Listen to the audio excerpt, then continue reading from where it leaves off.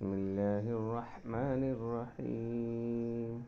الرحمن علم القرآن خلق الإنسان علمه البيان. الشمس والقمر بحسبان والنجم والشجر يسجدان والسماء رفعها ووضع الميزان ألا تطغوا في الميزان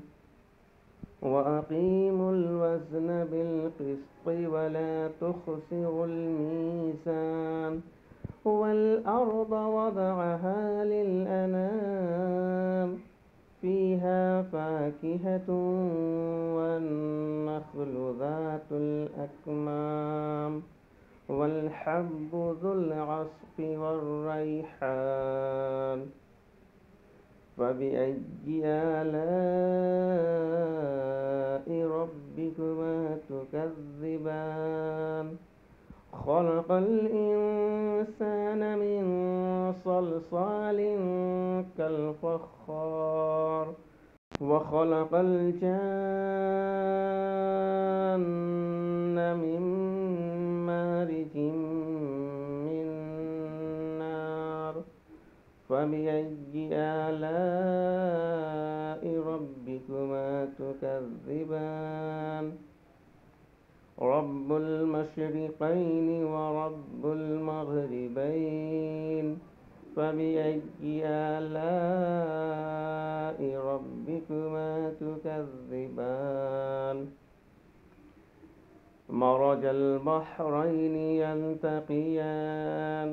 بينهما برزخ لا يبغيان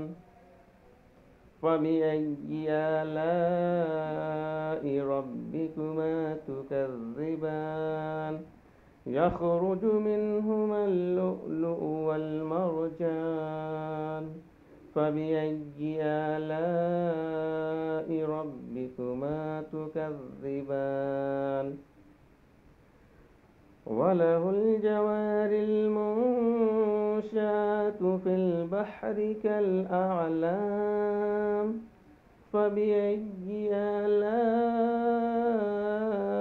ربكما تكذبان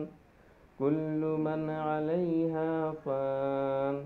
ويبقى وجه ربك ذو الجلال والإكرام